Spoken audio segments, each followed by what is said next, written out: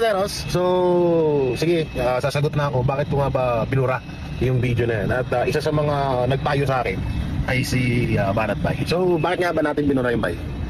Kasi ganito yan, tayo po ay hindi naman mga ordinaryo na vlogger. Tayo ay parte ng SMNI, tayo ay mga profesional na angkor din ng SMNI. So bilang isang profesional, dapat lagi mong hihingin ang panig ng kabila. Takot ang engkanto kay Senator Trillanes, dinilit ang post. Magpalusot pa ang animal kay Kuno, ginpa-delete ni Bayad Bay kay Kuno, mga professional anchor. Stupida.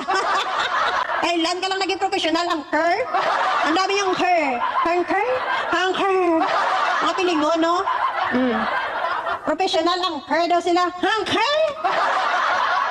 Tandaan natin, ito basahin ko Ang isang vlogger na naging host sa SMNI ay maituturing na professional TV host o black timer talent sa telebisyon.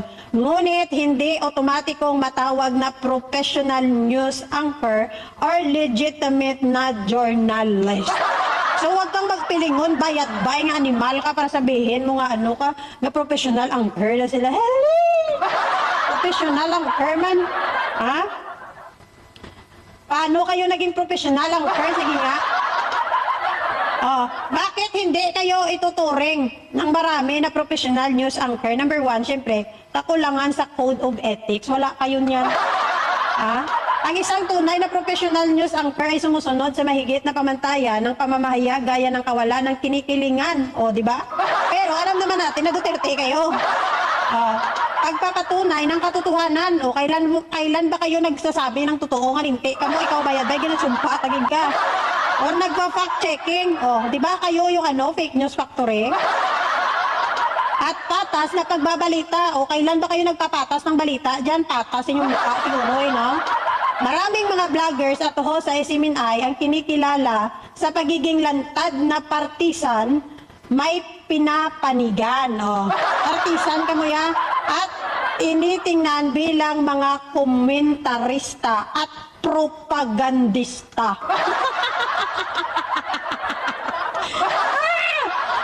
ang tingin sa inyo sa tao, komentarista kag propagandista. No? Imbes nga taga-balita, mga propagandista ka mo. Ayon sa mga pagdinig sa gobyerno, may mga kilalang host ang SMNI na hindi rehistrado o accredited ng kapisan ng broadcaster ng Pilipinas na siyang nagpapatupad ng profesional na pamantayan sa broadcasting sa Pilipinas. Paano kayo maging membro ng professional anchor kung hindi naman kayo membro ng kapisanan ng broadcaster ng Pilipinas, bayad bay nga pilingon. Ito, tingnan natin, basahin natin. Vlogging versus journalism. Binigyang diin ng veteranong mamahayag sa mga pandinig sa Kongreso na ang simpleng pagbablog o pagkakaroon ng milyong-milyong followers ay hindi sapat para maging isang tunay na mamahayag o journalist.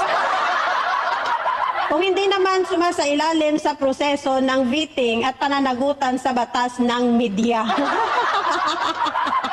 Sa madaling salita, sila ay profesional na tagapagsalita o host sa usapin ng trabaho. Ngunit sa usapin ng tradisyon at etikal na pamamahayag, mas tinitingnan sila bilang mga opinion makers, influencers, o political commentators sa halip na mga tunay na news anchor. Anchor? Gets nyo? Kaya wag kang pilingon, bayad bay para sabihin mo na pinatigil mo itong engkanto na to pina-delete niya daw sa engkanto yung post na tungkol kay Senator Trillanes na nagbibintang sila nga may 10 million daw na ibabayad sa mga minions. Wag niyong ilusot para sabihin yung mga professional anchor kayo dyan. Ha? Hindi kayo professional anchor, mga propagandista kayo.